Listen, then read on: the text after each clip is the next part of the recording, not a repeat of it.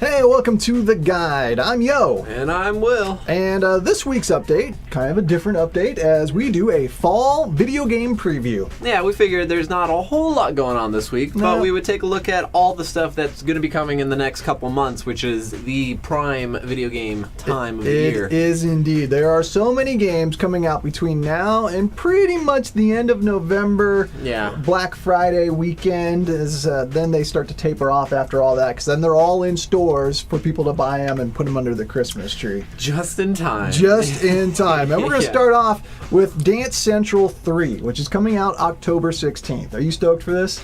I didn't think you were. I got out of the dancing games after DDR, honestly. Okay, so here's what I love about this. In Dance Central 3, try and follow this, okay?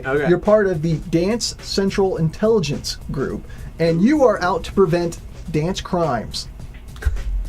Crimes against dancing. And you do this, follow along with me, by traveling through time and doing dance-offs to popular dances like the Hustle or YMCA. It's basically going to take you kind of like late 60s, 70s, 80s, the 90s, and the aughties, and the 00s.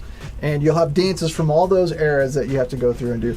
I love this concept. See, by me not playing that game, I'm doing a favor to dancing by not destroying it. And then, of course, both of ours most anticipated games coming out the following week.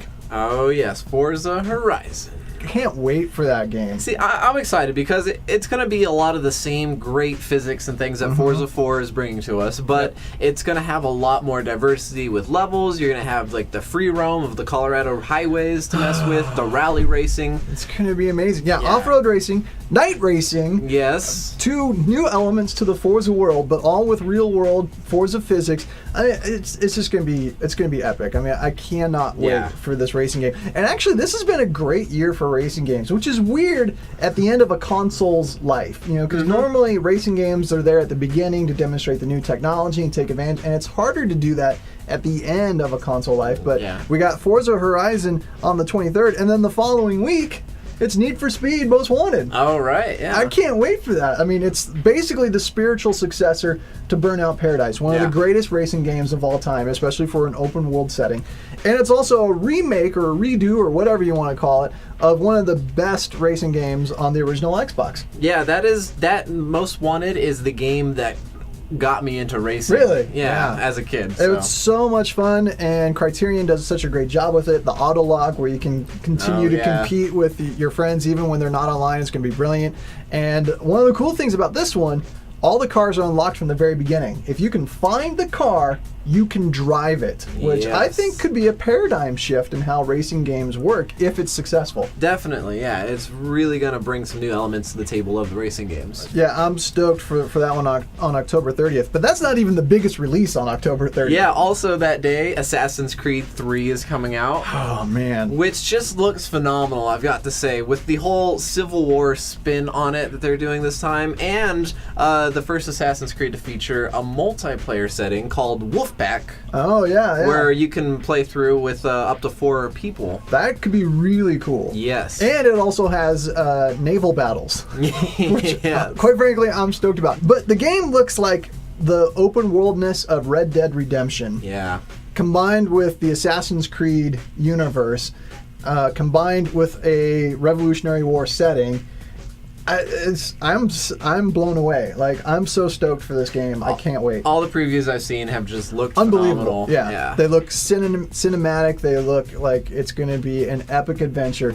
Probably one of my most hotly anticipated titles of the year. I mean, it's going to be amazing. October 30th cannot get here fast enough. I know.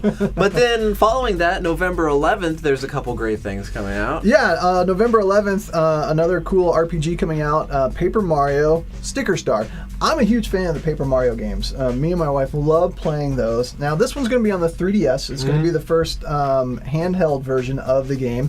But it's got a cool new kind of concept to it with the stickers that provide power-ups, help you get through levels, solve puzzles. It's all going to focus around the stickers. And from what I've seen, I think it's going to be a great addition to the traditional Paper Mario gameplay. Yeah. Plus, the addition of the 3D effect on the 3DS could be really cool. It could be one of the reasons why I might turn it on when I'm using my 3DS. So I'm just stoked about that. See, while you're trying to figure out how to use your 3DS again, I'm going to be thoroughly occupied with Halo 4, which comes out a little right before that. Right. It's going to be, with November Microsoft 6th, right? Yeah, November 6th, Microsoft and 343 Industries taking an entirely new spin on the Halo games with new weapons, new characters, even a Halo comic series that you can unlock as you progress through the game.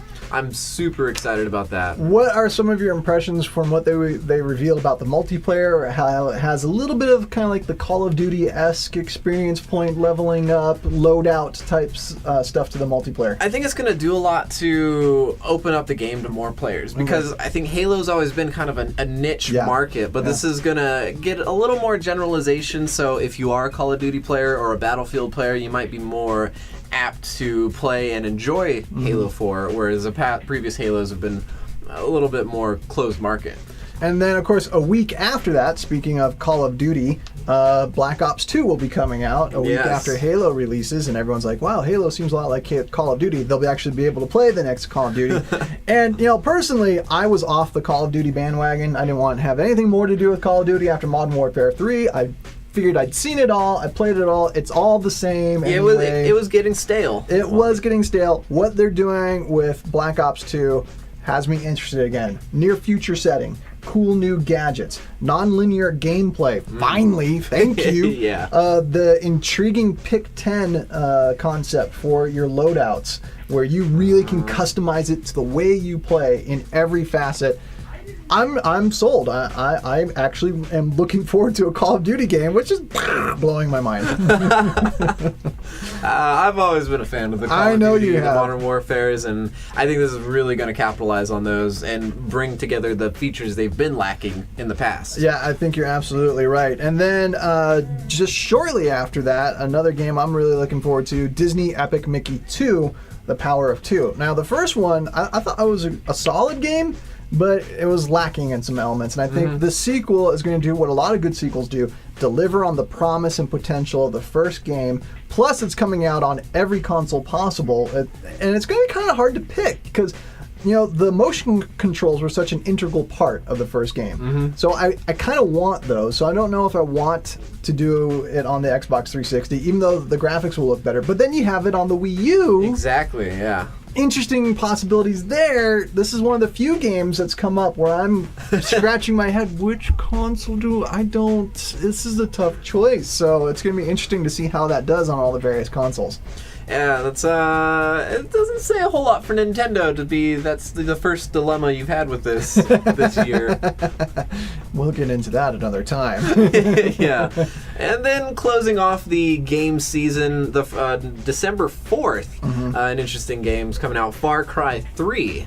And so I've been a fan of the first few Far Cries, and I like this because it's very kind of choose your own story, and I like games like that. Your decisions in the game affect how it plays out ultimately, and it's just it's a brutal first person shooter, and I'm looking forward to co-op gameplay in this one too, which could be very, very interesting. Or I don't know, like some of the footage I saw of the co-op gameplay, it looked like Far Cry, but with more people. So it didn't seem that special, but maybe if you play it, you'll get a better sense of it. I mean, it looks like a great game, but Far Cry has never been a series I've been invested in. But hey, at least there's something coming out in December. Yeah, one thing. One thing. Everyone else is going to bought all that other stuff on Black Friday. So there's our look at what's coming up this fall. A lot of great games. We didn't even cover all of them.